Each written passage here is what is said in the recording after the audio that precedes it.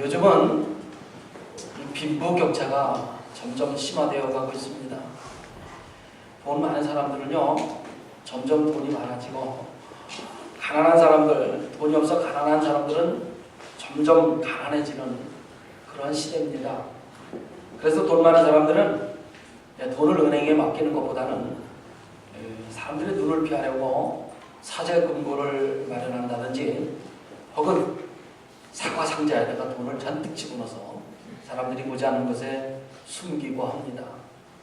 심지어 어떤 사람은 도박으로 돈을 잔뜩 벌어서 그것을 밭에 숨겨두었다가 발각이 되었다, 그런 사례도 있었습니다.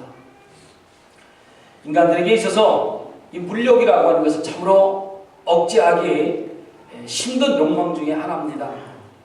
그래서 20년, 30년 교회를 다니고 있지만 예수님의 가르침을 듣고 깨달았음에도 불구하고 이러한 욕망들을 잘 물리치지를 못합니다. 그러나 참된 그리스도인들은 하나님의 말씀을 잘 듣고 깨달아서 사람들로부터 손가락질 당하는 일을 해서는 안 됩니다. 오늘 본문에서 예수님께서는 하나님 나라의 백성들의 삶의 가치가 어떠해야 하는지에 대해서 세 가지로 비유를 통해서 우리에게 말씀해 주고 있습니다. 그 첫 번째 비유는 재물을 어느 곳에 쌓아 두어야 하는지에 대한 비유의 말씀이고, 두 번째로는 몸 전체에서 눈의 비중을 가지고 우리에게 하나님의 백성들이 삶의 가치가 어떠해야 하는지를 말씀해 주고 있습니다. 그리고 세 번째는 두 주인을 섬기는 종의 비유를 통해서 하나님 나라의 백성들의 삶의 가치가 어떠해야 하는지를 말씀하고 있습니다. 예수님께서 이 세 가지를 들어서 비유로 말씀하고 있습니다만은 결국 이 세 가지의 비유는 한 가지 사실만을 말씀하고 있는 것입니다. 그것은 우리의 삶의 목표를 그리스도인들은 어디에 두어야 하는지, 그래야 우리의 인생을 도둑질 당하지 않는지에 대해서 말씀하는 것입니다. 예수님의 당시 유대인들은 자기들의 나라를 로마에 빼앗겨서 식민지로 살아가고 있었습니다. 그러니까 자신들을 지켜줄 수 있는 것이 이 돈밖에는 없다, 그러한 인식이 팽배해 있었습니다. 돈이 삶의 최고다, 그러한 생각들로 삶을 살았던 거죠. 우리나라에서도 일제 36년을 살아가는 동안에 일본의 앞잡이 노릇을 하던 사람들이 누린 것이 무엇이겠습니까? 결국은 돈이었습니다. 유대인들도 돈을 매우 소중하게 생각을 한 민족입니다. 그것만이 나라를 잃은 자신들을 보호해 줄 수 있을 것이라고 생각했기 때문에 그렇습니다. 그런데 예수님께서는 이 세상에 재물을 쌓아두는 것은 결국 자신의 인생을 도둑맞을 수 있다라고 우리에게 경고하고 있습니다. 다시 말해서 재물을 많이 축적하는 것보다 우리 그리스도인들에게는 더 중요한 것이 있다라는 것을 말씀하고 있는 것입니다. 사람들은 이 세상에서 무엇을 얻기 위해서 한결같이 열심히 살아가고 있습니다. 직장에 다니는 사람 나름대로, 또 사업을 하는 사람들은 사업하는 나름대로 열심히 살아가고 있습니다. 그런데 우리가 인생을 살다 보니까 젊었을 때는 그 차이가 아주 상당한 것으로 생각이 되어집니다. 그런데 나이가 들어서 늙은 후에 보면은 젊었을 때 돈 많이 번 사람이나 그렇지 못한 사람이나 별로 차이가 없다는 것을 느끼게 됩니다. 교수로 일생을 바친 분이라든지, 높은 요직에서 일생을 마친 분이라든지, 혹은 평범하게 직장을 가지고, 혹은 평범하게 작은 사업을 하면서 살아온 사람들 모두 다 은퇴한 후에 살펴보면 누구나 다 힘없이 늙어간다는 것을 알게 됩니다. 결국 모든 것이 허무하다는 것이죠. 이것이 인생이라는 것입니다. 그렇다고 해서 젊어서 열심히 일을 하지 말자, 그런 뜻 아닙니다. 열심히 일하셔야 합니다. 열심히 돈을 버셔야 합니다. 예수님께서는 오늘 본문을 통해서 하나님의 백성들의 인생관이 이 세상 사람들과는 어떻게 달라야 하는지에 대해서, 그리고 그들에게 주어진 약속과 복이 무엇인지에 대해서 세 가지 비유를 통해서 우리에게 교훈해주고 계신 것입니다. 오늘 본문 먼저 19절부터 보겠습니다. 19절 말씀 봅니다. 너희를 위하여 보물을 땅에 쌓아두지 말라. 거기는 좀과 동록이 해하며 도둑이 구멍을 뚫고 도둑질하느니라. 당시 유대인들은 돈만이 자신들을 보호해 줄 것이라고 생각을 했습니다. 그러나 예수님의 말씀은 달랐습니다. 그것이 아니라고 말씀하고 계신 것입니다. 즉 땅에 쌓아두게 되면 좀이 쓸거나 혹은 동록이 생기거나 녹이 생기거나 도둑이 훔쳐갈 수 있기 때문이라는 겁니다. 자기 탐욕을 위해 창고에 쌓아둘 경우 옷감은 혹은 의복은 좀이 갉아먹어 못쓰게 될 것이고, 그리고 동전들은 동록, 즉 이 구리의 산화현상으로 생기는 푸른 녹으로 인해서 부식되어진다는 겁니다. 뿐만 아니라 도둑들이 창고에 구멍을 뚫어서 도둑질을 해가는 것을 감안해 볼 때에 자신의 유익만을 위해서 물질을 쌓아두는 것은 물거품처럼 허무하게 사라지게 된다는 말씀, 그것을 지금 예수님은 우리에게 교훈해주고 계십니다. 그래서 사람들은 할 수만 있는 대로 도둑을 당하지 않기 위해서 온갖 수단과 방법을 다 동원해서 그 물질을 지키려고 하는 겁니다. 그러나 예수님은 그러한 노력 대신에 보물을 하늘에 쌓아둘 것을 우리에게 말씀하고 있습니다. 계속 20절 보겠습니다. 오직 너희를 위하여 보물을 하늘에 쌓아두라. 거기는 좀이나 동록이 해하지 못하며 도둑이 구멍을 뚫지도 못하고 도둑질도 못하느니라. 이 세상에서 아무리 돈이 많은 사람이 죽는다고 할지라도 그 돈을 싸가지고 갈 사람은 한 사람도 없습니다. 제가 장담하겠습니다. 한 푼도 가져가지 못합니다. 만약에 나는 싸가지고 갈 수 있어 라고 생각하는 사람이 있다면 지금 이 시간에 그 생각을 바꾸시는 것이 좋을 것입니다. 절대로 싸가지고 갈 수 없어요. 사람은 죽으면 모든 것을 다 두고 빈손으로 돌아가야만 합니다. 그것을 우리는 뭐라 그래요? 공수래 공수거, 그렇게 말합니다. 여기에는 예외가 없어요. 그래서 예수님의 말씀은 이 보물을 땅에서 보관할 경우 여러 가지 문제들이 생기겠지만, 그러나 그 보물을 하늘에 쌓아두게 되면 안전하다라는 말씀을 하고 계신 겁니다. 그렇다면 예수님께서 말씀하시는 보물이라는 것이 도대체 무엇이냐는 겁니다. 여러분, 금은 보화를 말씀하는 걸까요? 아니면 돈을 말씀하시는 걸까요? 우리는 이것부터 알아야 하늘에 보물을 쌓아둘 수 있지 않겠냐 말이죠. 그죠? 예수님께서 말씀하시는 이 보물이라고 하는 것은 우리가 생각하는 그런 물질이 아닙니다. 예수님께서 말씀하신 이 보물은 그 사람이 가장 가치 있게 생각하고 추구하는 것을 보물이라고 말씀하시는 겁니다. 예를 들어서 어떤 사람이 학문을 인생의 목표로 삼고 그것을 추구하고 살고 있다면 그 사람에게서는 학문이 보물이 되는 거예요. 그리고 권력을 목표로 일생을 다 바친 사람이 있다면 그 사람은 권력을 보물로 생각하고 산 사람입니다. 물론 돈을 인생의 목표로 삼고 돈을 위해서 일생을 바친 사람에게는 당연히 돈이 그 사람의 보물이 되겠죠. 결국 예수님께서 땅에 보물을 쌓아두지 말라고 하신 이 말씀은 결코 땅에 있는 것을 최고의 목표로 삼고 추구해서는 안 된다라는 것을 말씀하고 있는 것입니다. 그 이유가 그럼 무엇 때문에 그러겠습니까? 왜 이런 말씀을 하시는 것이냐 이거죠. 우리는 그것을 인생의 최고의 목표로 삼고 지금까지 살아왔는데 예수님은 그것을 인생의 최고의 목표로 삼아서는 안 된다, 이렇게 말씀하시는 이유가 있지 않겠느냐, 그런 말입니다. 사람들이 추구하는 땅에 있는 것들은 그 자체에 자체의 가치가 변질될 수 있거나 아니면 다른 사람이 그것을 빼앗아갈 수 있기 때문에 그렇습니다. 지금 예수님께서 우리들에게 하신 이 말씀의 핵심은 무엇이냐면 그런 것들이 귀중하지 않다. 그런 말씀을 하시고 싶은 것이 아닙니다. 모두가 다 귀중하다는 겁니다.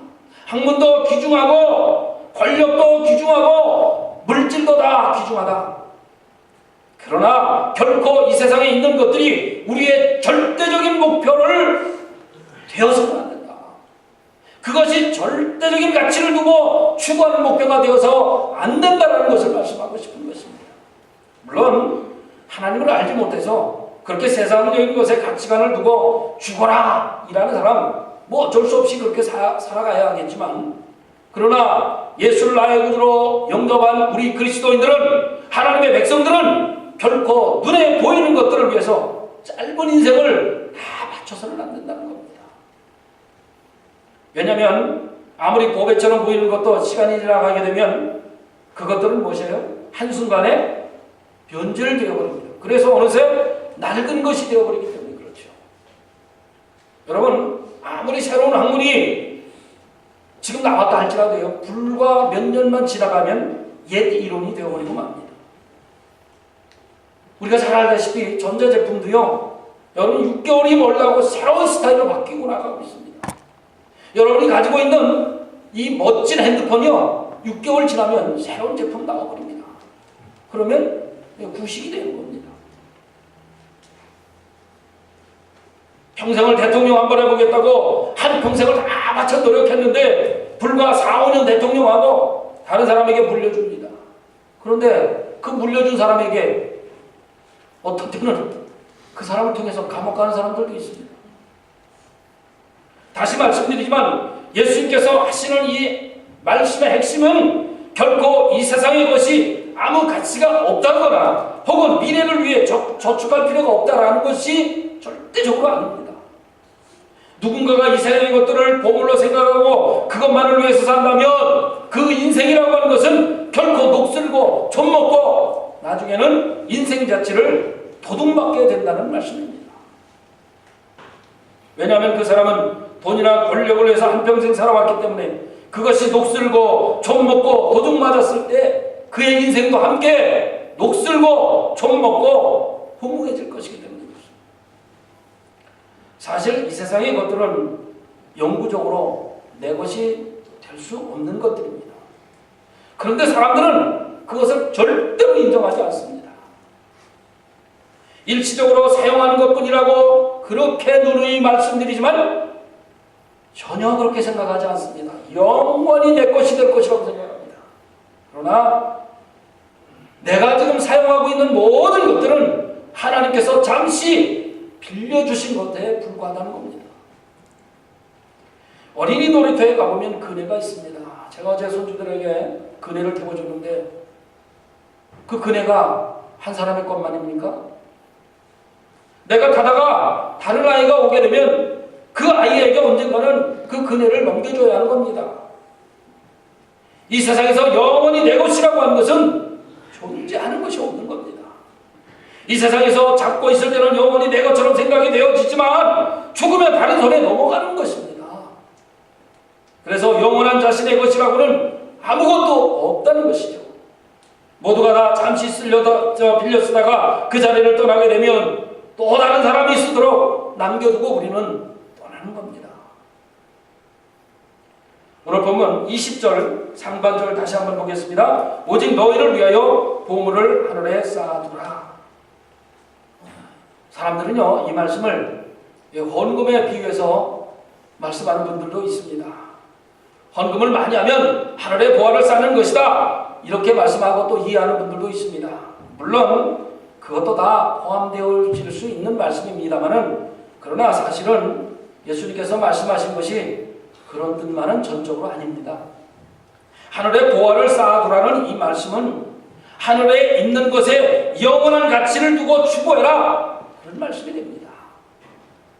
하늘에 있는 것에 영원한 가치를 두고 추구해라. 땅에 있는 것을 가지고 그것에 나의 모든 것을 다 바쳐서 추구하지 말고 하늘에 있는 것에 영원한 가치를 두고 추구해라.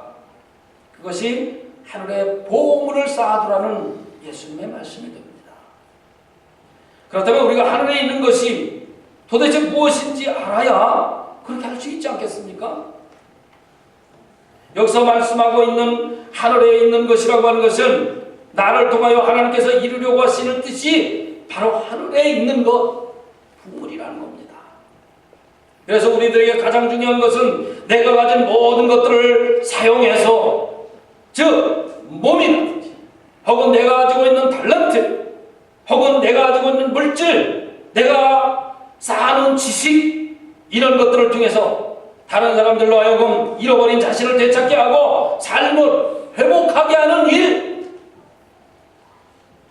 그렇게 할 때에 우리가 하늘에 보물을 쌓는 일이 된다는 것입니다. 그렇게 함으로써 미래의 영원한 하나님의 복과 상급이 있는 것을 내 자신이 약속받게 된다는 것이 바로 예수님의 말씀입니다. 우리가 가지고 있는 지식이나 권력이나 재물들은 하나님께서 우리 인간들에게 잠시 빌려주신 것에 불과합니다. 삶의 수단들이에요. 이런 것들은 욕심을 버리고 사용하게 되면 정말 유익한 것들이 됩니다. 물질도 유익하게 되고요, 지식도 유익하게 되지요. 그런데 이런 것들을 욕심을 가지고 사용하게 되면 어떻게 됩니까? 정말 나쁘게 사용될 수 있습니다. 그렇기 때문에 이런 것들은 어디까지나 삶의 수단으로 사용해야지 그것 자체가 하나님의 뜻을 이루는 것이 아니라는 사실을 우리가 알아야 합니다. 돈을 많이 가지고 있다고 할지라도 하나님의 뜻을 따라 사용해야지 유익하게 사용할 수 있는데, 그렇지 않고 내 자신만을 위해서 사용하게 되면 악하게 사용할 수도 있습니다. 책을 아무리 많이 가지고 있으면 뭐 하겠습니까? 아무리 많이 읽었다면 뭐 하겠습니까? 그것을 사용하지 않는다면, 내 이웃을, 남에게 도움 주는 일을 하지 않는다면, 아무리 많은 책을 가지고 있든들, 아무리 많은 지식을 가지고 있었들, 아무리 많은 책을 읽었은들 무슨 소용이 있겠느냐는 것입니다. 인류 대학을 나와도 그 위에 사회와 다른 사람들을 위해서 얼마나 많이 봉사했느냐가 중요한 것 아니겠습니까?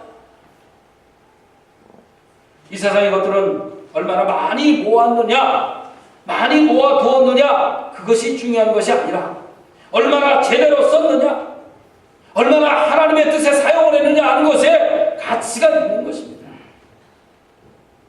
우리 안에 성령님께서 오셔서 우리의 생각과 우리들의 감정을 움직여 주셔서 공주처럼 대접받고 싶은 우리의 몸으로 다른 사람들을 섬기고 온전히 회복시키는 일에 사용해진다면, 그것이 우리 그리스도인들에게는 가장 중요한 일이 되는 것입니다. 그 누구를 막론하고 내 몸을 함부로 굴리고 싶은 사람은 없습니다. 다 공주처럼 대접받고 싶습니다. 그럼에도 불구하고 우리 그리스도인들은 그 내 몸을 가지고 다른 사람들을 섬기고 다른 사람들을 온전히 회복시키는 일에 사용될 때 참된 그리스도의 모습을 보이게 되는 것입니다. 21절 보겠습니다. 21절 봅니다. 내 보물 있는 곳에는 내 마음도 있느니라. 예수님의 이 말씀은 우리 자신들의 상태를 체크해 볼 수 있는 아주 좋은 말씀입니다. 나의 보물이 어디에 있는가? 즉, 내가 어디에 가치를 두고 삶을 살아가고 있는가? 내가 요즘 무엇을 더 많이 생각하고 삶을 살고 있는지를 살펴본다면 내 자신을 측정해 볼 수가 있습니다. 자기의 시간이나 돈을 가장 많이 투자하는 것이 바로 내 마음이 가는 곳이기 때문입니다. 그것이 지금 내 자신의 상태입니다. 예를 들어서 주식에 빠진 사람은요, 아예 밥도 먹지 않고 주식에 매어 달립니다. 그렇죠? 그러다 보면 결국 하나님 나라라고 하는 것은 멀어지게 됩니다. 돈 벌면 더 잘 믿자. 그러나 그게 그렇게 쉽지 않다는 거죠. 더 큰 욕심이 생기기 때문에 그렇습니다. 어떤 사람은 하나님의 백성이라고, 하나님의 자녀라고 말을 하고 있음에도 불구하고 실제로 하나님의 백성다운 삶을 살기보다는 아예 스포츠에 빠져서 사는 사람도 있습니다. 어느 팀 몇 승을 하고 있는지, 어느 팀이 이기고, 어떤 사람이 정말 그 주 멤버가 뭐 이런 거 아주 확 있게 두고 있습니다. 그런데 정작 자기가 속해 있는 교회 공동체에서 하는 일에 대해서는 관심이 없습니다. 부용 예배가 있는지 헌신 예배가 있는지 상관하지 않습니다. 관심이 없습니다. 이런 사람들은 사실은 자신의 소속을 의심할 필요가 있습니다. 물론 그리스도인들에게도 주식을 투자할 수도 있고요. 스포츠를 즐길 수 있습니다. 저도 운동을 좋아하는 편입니다. 그러나 그런 정도가 되려면 어떻게 해야 됩니까? 마음을 그것에 쏟아야만 합니다. 결코 하나님의 백성들은 그렇게 해서는 그럼에도 불구하고 안 된다는 거죠. 그냥 이런 팀도 있구나, 저런 팀도 있구나, 이 팀에는 이런 선수가 뛰고 있구나 정도면 알면 되는 겁니다. 혹시 내가 그 팀의 매니저라면 좀 달라지겠죠. 하나님의 백성들의 관심은 그 어느 것보다도 영원 구원에 도연합니다. 우리의 인생이 길다고 생각하시면 착각입니다. 결코 길지 않습니다. 금방 저물어 갑니다. 그런데 아무 유익이 없는 것에 우리의 온 힘을 다 낭비할 필요가 없는 것입니다. 우리 그리스도인들은 하나님의 말씀이 선포되어지고 그 말씀으로 사람들을 변화시키는데 최고의 가치를 두어야 하는 것입니다. 하나님의 백성들의 최고의 관심은 하나님의 말씀을 통해서, 예배를 통해서 사람들이 변화되는 것이 되어야 되는 것입니다. 이것이 바로 저와 여러분들을 향하신 하나님의 뜻이기 때문에 그렇습니다. 저와 여러분들은 우리 자신들이 생각하는 것보다 훨씬 존귀하게 만들어졌다는 사실을 우리가 기억해야 할 필요가 있습니다. 그래서 죄가 우리들에게 들어오므로 잃어버린 그 존귀함을 반드시 회복하고 되찾아야만 합니다. 그 일을 위해서 우리 모든 것들이 사용되어져야만 합니다. 어떤 사람이 자신의 죄를 뉘우치고 하나님께로 돌아와 회개하는 것이 우리의 최고의 기쁨이 되어야 합니다. 결국 그것이 저와 여러분들의 최고의 관심사가 되어야 한다, 그런 말입니다. 그것을 위해서 나의 관심이라든지 내가 가지고 있는 물질이라든지 혹은 내가 가지고 있는 모든 탤런트들을 다 사용되어져야 하는 것입니다. 죄송합니다만은 많은 사람들이 신앙생활을 그저 자신의 시간 때우기 혹은 취미 정도 아니면 친목 정도로 생각하는 경우가 있습니다. 그런 사람들은 죄송합니다만은 아직 하나님의 백성은 아닌 것 같습니다.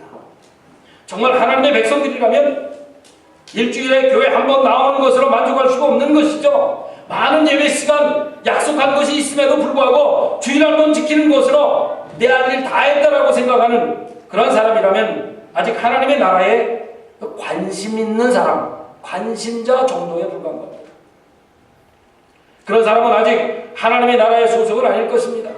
자신의 관심이나 또 시간이나 물질을 잘 살펴보시고 나는 과연 어디에 속해 있는지 내 자신을 점검해보는 시간 가졌으면 좋겠습니다. 22절부터 23절까지 계속 보겠습니다. 눈은 몸의 등불이니 그러므로 내 눈이 성하면 온 몸이 밝을 것이요 눈이 나쁘면 온 몸이 어두울 것이니 그러므로 내게 있는 빛이 어두우면 그 어두움이 얼마나 더하겠느냐. 우리들의 몸에는요 많은 감각기관들이 있습니다. 그러나 그 중에서 빛을 받아들이는 기관은 오직 눈뿐입니다. 눈은 빛으로 물체를 지각해서 온몸에 그것을 알리는 역할을 감당하고 있습니다. 물론 귀로 듣고 손으로 만져서 알 수도 있습니다만 그러나 그것은 정확하지는 않습니다. 우리 코끼리 소경들이 코끼리를 만지고 이런저런 이야기하는 것 알고 있지 않습니까? 마찬가지로 정확할 수가 없는 거죠. 정확한 물체를 인식하기 위해서는 눈으로 보아야만 정확합니다. 그래서 예수님께서 눈은 몸의 등불이다 그렇게 비유로 말씀하신 것입니다. 사실 우리 몸의 모든 기관들은 나름대로의 다 중요한 역할을 감당하고 있습니다. 그래서 모든 기관들이 다 소중한 것이죠. 그 중에서 예수님은 눈이라고 하는 것을 비유로 지금 우리에게 말씀해주고 계십니다. 다른 기관들에 비해서 눈이 상당히 소중하기 때문만은 아닙니다. 이것은 우리 안에 하나님의 말씀을 받아들일 수 있는 기능, 그것이기 때문에 눈을 예를 들어서 예수님께서 설명하신 것뿐입니다. 특별히 눈이 다른 기관들에 비해서 더 월등하기 때문에 그런 것은 아니라는 사실을 이해하시기 바랍니다. 사람에게 가장 치명적인 것은요, 바로 이 기능이 죽어 있는 상태로 살아가는 것입니다. 예를 들면 눈앞에 빛이 이렇게 비춰져도 눈치채지 못한다거나, 혹은 바로 앞에 천길을 낭떠러지가 있는데도 불구하고 그 길을 걸어간다면 그것은 죽은 사람과 다름이 없습니다. 지금 예수님이 우리 인간들에게 보고 계신 것이 바로 이러한 모습입니다. 눈앞에 빛이 비추어져도 깨닫지 못하고 천길 낭떠러지가 바로 코앞에 있는데도 불구하고 그것을 인식하지 못하는 그러한 상태로 예수님은 우리들을 보고 계신 것입니다. 학벌이 자기를 인도해 줄 것으로 믿습니다. 돈이 자기의 길을 인도해 줄 것으로 믿고 있습니다.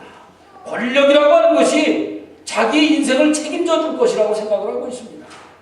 물론 학벌이라든지 물질이라든지 권력이 갖지 않고 사는 것보다는 훨씬 삶에서 유익을 가져다 줄 것이고 좀 더 편안한 삶을 가져다 줄 것은 사실입니다만은, 그러나 예수님은 그러한 것보다 더 중요한 것이 그리스도인들에게 있다라고 하는 사실을 말씀하고 있습니다. 그것은 무엇입니까? 하나님의 말씀을 받아들일 수 있는 영적인 눈이 열리게 되면 우리는 세상에서 중요하게 여기는 그런 것들에 인도함이 없다 할지라도 훨씬 더 민첩하게 움직일 수 있고 정확하게 움직일 수 있다라고 하는 말씀을 하고 계신 것입니다. 영혼의 눈을 말씀하고 계시다, 그런 말입니다. 영혼의 눈은 하나님의 말씀을 받아들이는 눈입니다. 하나님의 말씀은 빛일 뿐만 아니라 영혼의 시각을 회복하게 하는 능력을 주십니다. 하나님의 말씀을 제대로 받아들일 수 있어야 우리의 모든 기관들이 효과적으로 움직일 수 있는 것입니다. 하나님의 말씀이 나를 지배하고 있어야 물질이라든지 혹은 권력이라고 하는 것을 내가 가지고 있을 때 제대로 하나님의 뜻에 맞게 사용되어질 수 있는 것입니다. 언젠가도 제가 말씀드렸습니다만, 권력을, 백성들을 그저 함부로 다루는 일에 쓰여지면 안 되는 겁니다. 권력이라고 하는 것을 봉사라고 하는 개념으로 바꿔서 사용되어져야 하는 것입니다. 권력을 가지고 있는 사람들은 백성들을 위해서 봉사해야만 하는 것입니다. 하나님의 말씀이 나를 지배하고 있어야 이런 것들 제대로 사용되어질 수 있는 것입니다. 그렇지 않으면 자신의 욕심을 따라 사용하다가 결국은 망하게 되는 것입니다. 예수님께서 이 비유를 통해서 지금 우리들에게 하시는 말씀은 다른 그 어느 것보다도 우리 영혼이 거듭나는 것이 중요하다는 사실을 가르쳐주고 계십니다. 다른 그 어느 것보다도 하나님의 빛을 받아들일 수 있는 영적인 눈이 우리들에게 회복되어져야 한다는 것을 말씀하고 계십니다. 사랑하는 성도 여러분, 우리의 영적인 눈이 열려서 하나님의 영광을 볼 수 있게 해달라고 기도하시기 바랍니다. 나를 향한 하나님의 뜻을 볼 수 있게 해달라고 기도하셔야 합니다. 죄를 인식할 수 있는 영적인 눈을 우리가 가져야 할 것입니다. 오늘 본문 마지막 24절 보겠습니다. 한 사람이 두 주인을 섬기지 못할 것이니 혹 이를 미워하고 저를 사랑하거나 혹 이를 중히 여기고 저를 경히 여김이라. 너희가 하나님과 재물을 겸하여 섬기지 못하느니라. 예수님께서 지금 이 말씀을 통해서 우리들에게 하시는 말씀은 지금 나를 움직이고 있는 것이 무엇이냐고 질문하고 계신 것입니다. 지금 너를 움직이고 있는 것이 무엇이냐? 다시 말해서 하나님의 말씀이 나를 움직이고 있는가? 아니면 세상적인 물질이 나를 움직이고 있는가? 한번 생각해 보라는 말씀입니다. 만일 돈이 나를 움직이고 있다면 나는 지금 교회 이 자리에 나와 앉아 있지만 해도 결코 하나님을 섬기는 것이 아니라는 말씀을 하고 있습니다. 돈 때문에 옳지 않은 일인지 알면서 그 일을 행한다면 과연 내가 그리스도인인지 다시 한번 생각해 보자는 말씀입니다. 혹 이를 미워하고 저를 사랑하거나 혹 이를 중히 여기고 저를 경히 여김이라. 이렇게 말씀하고 계시는데 이 말씀에서 미워하고 미워하라 그렇게 해서 무조건 혐오하거나 배척하라는 말씀은 아닙니다. 이것은 이렇게 해석하시면 좋겠습니다. 그것의 가치를 원상태대로 회복시켜라. 원상태대로 회복시켜라. 돈이나 권력이 나에게 절대적인 의미를 부여하고 있을 때 그것은 세상을 살아가는 수단에 불과한 것이기 때문에 그 이상의 의미를 부여해서는 안 된다. 그것을 분명하게 우리에게 가르쳐주고 있습니다. 만약 그렇게 생각하고 있다면 원상태대로 가치를 회복시켜라. 그런 말씀입니다. 여기서 경히 여긴다라는 것은 그것의 잘못된 요구를 분명히 거부할 것을 말씀하고 있습니다. 그리스도인들은 거부해야 할 것을 분명하게 거부할 줄 알아야 합니다. 투기, 여러분 거부해야 합니다. 도박, 거부하셔야 합니다. 마약, 거부하셔야 합니다. 사회법으로 전혀 문제될 것이 없다고 할지라도 그리스도인들은 금해야 될 것을 분명하게 금하셔야 합니다. 아닌 것은 아니라고 할 줄 알아야 그리스도인입니다.